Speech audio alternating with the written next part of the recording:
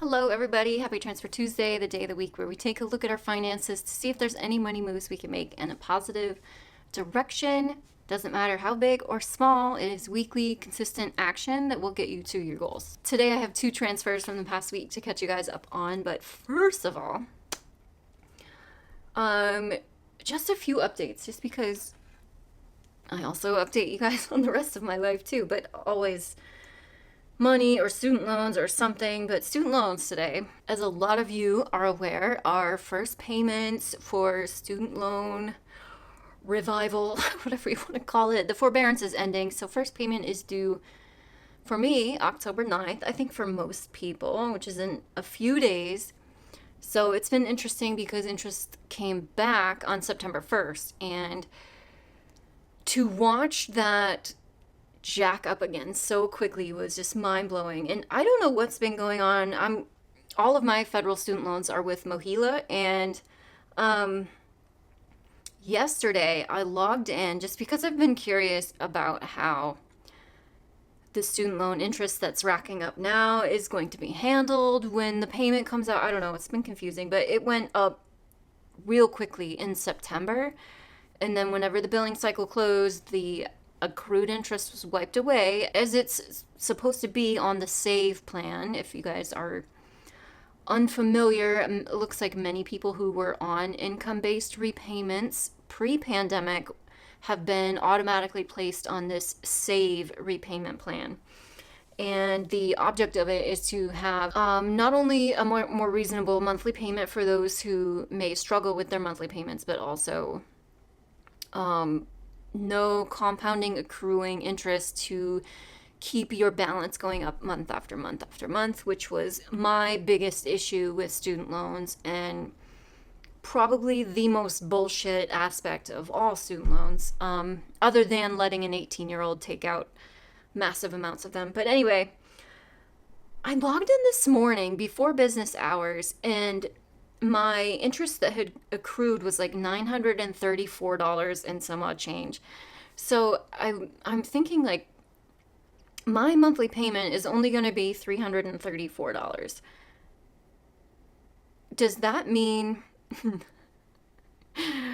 with a $900 balance of interest already for the month, I'm wondering, is my whole payment just going to be going straight to interest, and then they'll wipe away whatever my payment doesn't cover and then start again the next month? So basically my balance never goes down. Like, is my payment going to go entirely to interest, or is any going to go to principal? So I don't know what's going on. But then I logged in again later in the morning after business hours, so after they had been open, and now it's showing accrued interest of $366.24 on my total balance. So I don't know where that $934 that had steadily, I've been checking it almost daily, and it's been just steadily accruing. I don't know why it changed today. So I'm guessing they're still working some kinks out in their system or what not. Either way, it's still, today is the 3rd, so there's still 6 more days in this billing cycle until my payment to see more interest accruing and how my monthly payment, which again is $335, if that's going to go entirely to interest. I don't know, there's so much up in the air. They have like warning labels on the or notifications on their website of like high call volumes right now. Obviously, I'm not even going to attempt to call them anytime soon to ask, just because I've been a call center employee before, so I'm not saying this in any kind of negative. I've been there more than once.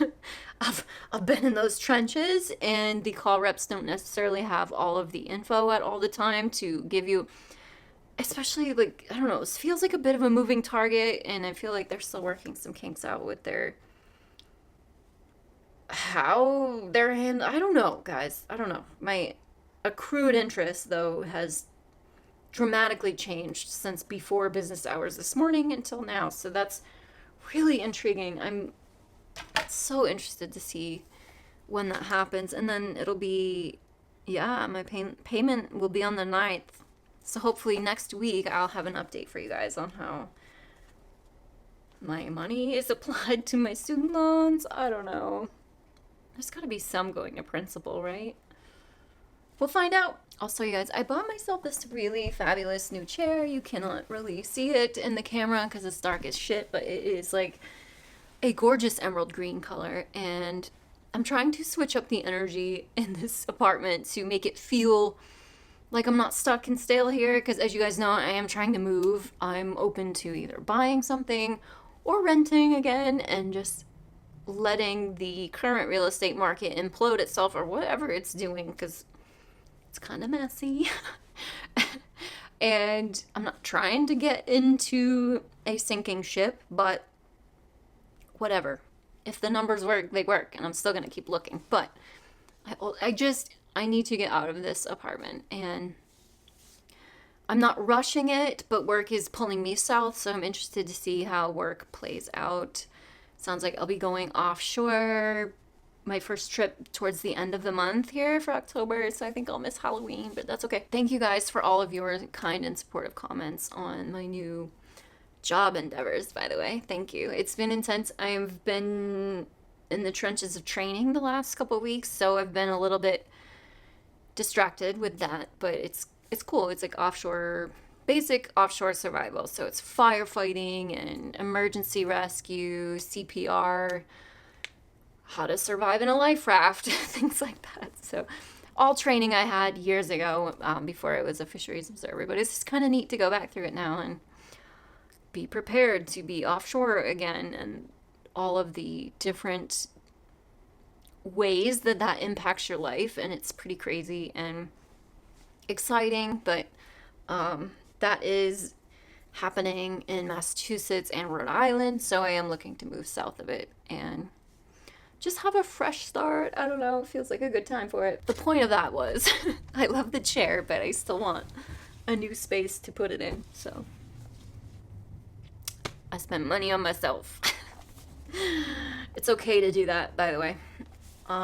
Yeah, so transfers from the last week.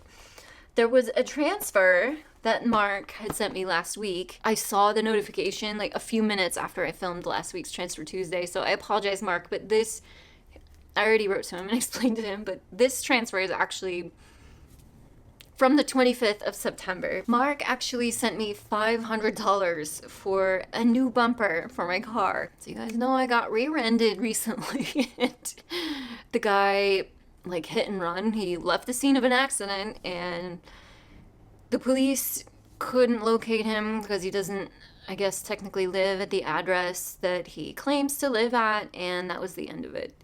Obviously, the police have more on their plates than dealing with a minor traffic offense, although leaving the scene of an accident is a little bit more severe than just I hit someone, but nothing I can do about that. So a new bumper is out of pocket, which is fine.